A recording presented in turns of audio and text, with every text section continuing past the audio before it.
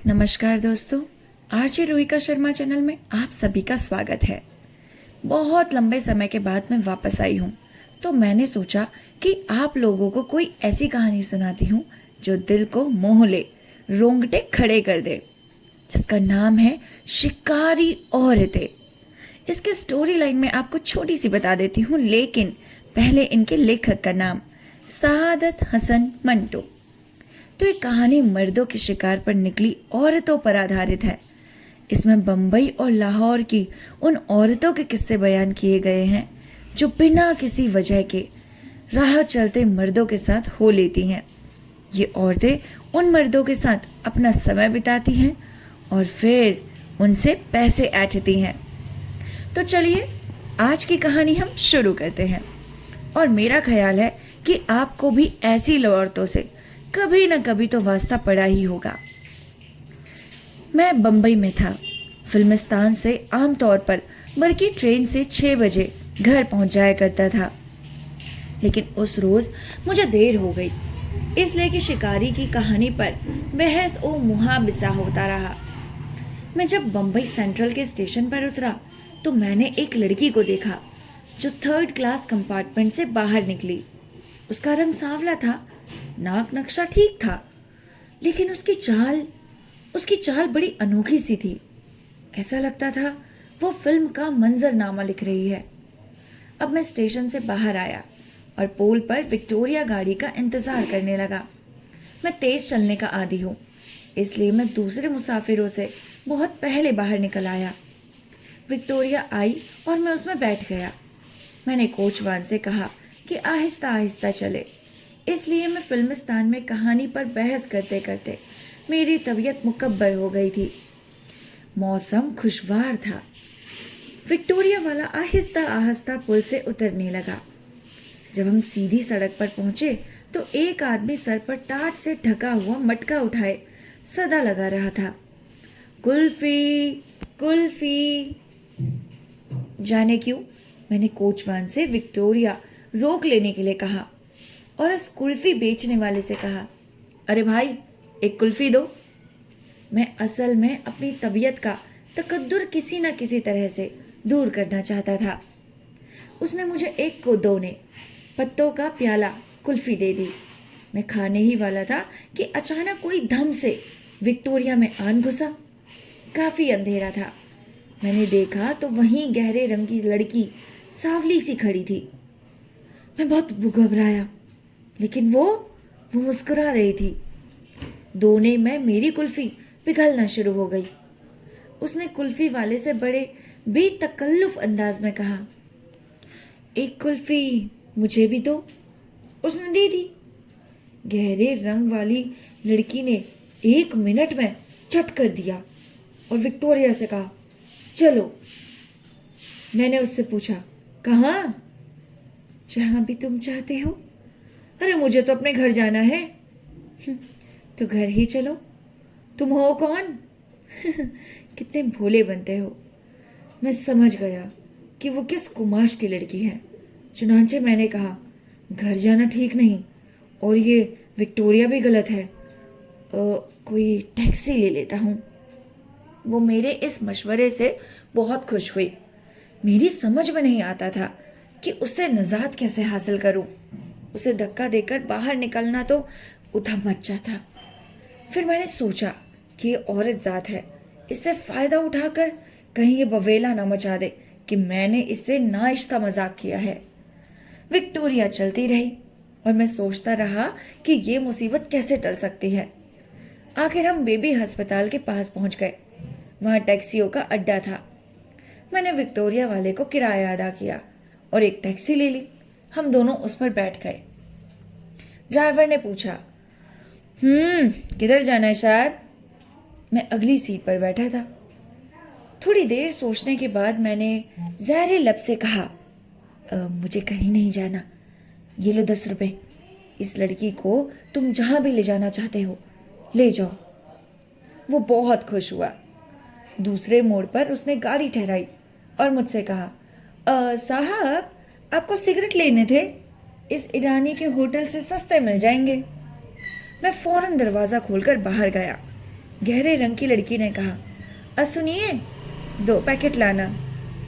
Driver उससे मुखातिब हुआ। अरे 3 ले आएंगे। और उसने मोटर स्टार्ट की और ये जा वो जा बस चले गया। बम्बई का ही वाकया है। मैं अपने फ्लैट के अकेला बैठा हुआ था। मेरी बीवी शॉपिंग के लिए गई हुई थी कि एक गार्टन जो बड़े तीखे नक्शों वाली थी बेधड़क अंदर चली आई। मैंने सोचा शायद नौकरी की तलाश में आई है, मगर वो आते ही मेरी कुर्सी पर बैठ गई। मेरे सिगरेट केस से एक सिगरेट निकाला और उसे सुलगाकर मुस्कुराने लगी। मैंने उससे पूछा, कौन हो तुम? अच्छा, तुम पहचानते नहीं? अरे मैंने तो आज पहली दफा देखा है। साला झूठ मत बोलो, 2 रोज देखता है। मैं बड़ी उलझन में गिरफ्तार हो गया, लेकिन थोड़ी देर के बाद मेरा नौकर फजदील आ गया। उसने उसे तीखे नक्शों वाली घाटन को अपनी तहवील में ले लिया। ये वाकया लाहौर का है। मैं और मेरा एक दोस्त रेडियो स्टेशन जा रहे थे।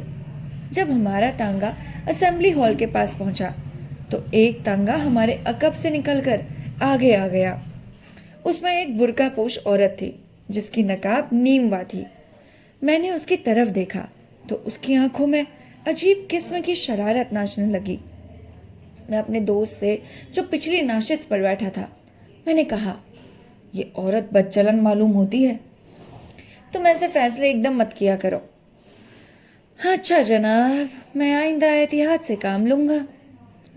बुर्का वाली औरत का तांगा हमारे तांगे के आगे था। वो टकटकी लगाई हमें देख रही थी।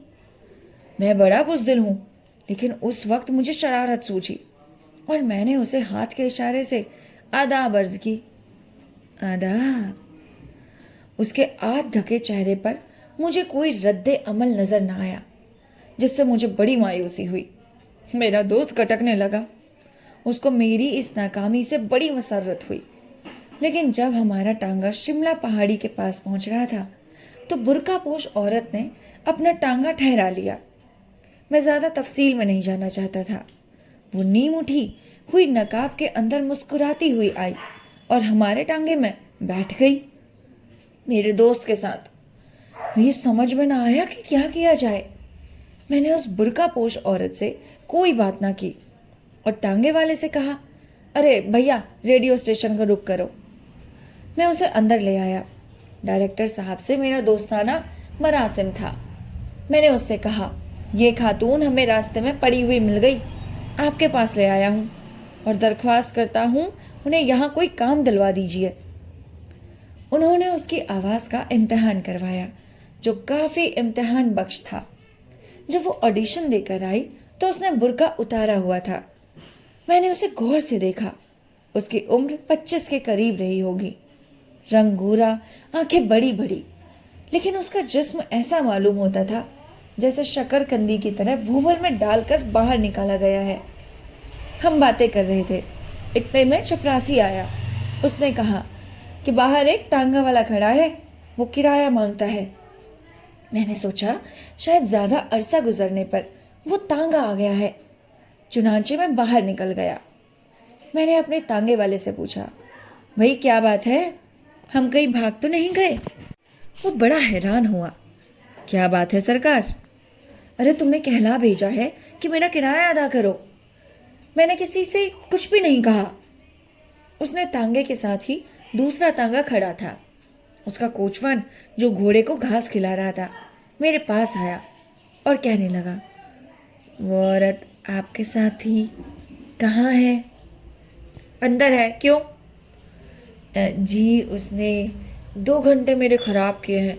कभी इधर जाती कभी इधर। मैं तो समझता हूँ उस औरत को मालूम ही नहीं कि उसे कहाँ जाना है।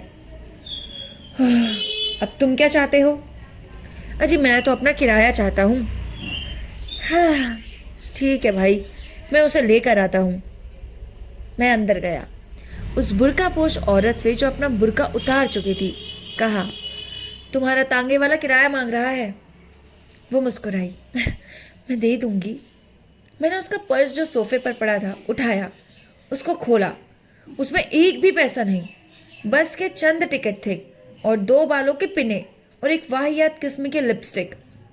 मैंने वहाँ डायरेक्टर के दफ्तर में कुछ कहना मुनासिब न समझा। उनसे रुखसत तलब की। बाहर आकर उनके तांगे वाले को 2 घंटे का किराया अदा किया और उस औरत को अपने दोस्त की मौजूदगी में कहा, तुम्हें इतना तो ख्याल होना चाहिए था, तुमने तांगा तो ले लिया है और उसके पास एक कौड़ी भी नहीं है। वो खिसियाई हो गई। मैं आप बड़े अच्छे आदमी हैं, मैं बहुत बुरा हूँ, तुम बड़ी अच्छी हो। कल से रेडियो स्टेशन आना शुरू कर दो, तुम्हारी आमदनी की सूरत पैदा हो जाएगी। ये बकवास जो तुमने शुरू कर रखी है, इसे तर्क करो। मैं उसे मंजर के पास छोड़ दिया।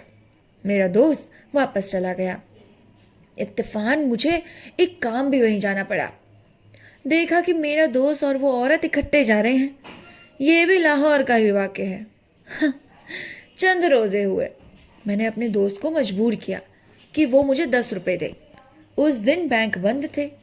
उसने मांजुरी का इजहार किया, लेकिन जब मैंने उस पर जोर दिया कि वह किसी न किसी तरह ये 10 रुपए पैदा करे, इसलिए कि मुझे अपनी एक इल्लत पूरी करनी है जिससे तुम बखूबी वाकिफ हो, तो उसने कहा, अच्छा, मेरा एक दोस्त है, वो गालिबन इस वक्त कॉफ़ी हाउस में होगा, वहाँ चलते हैं, उम्मीद है काम बन जाएगा।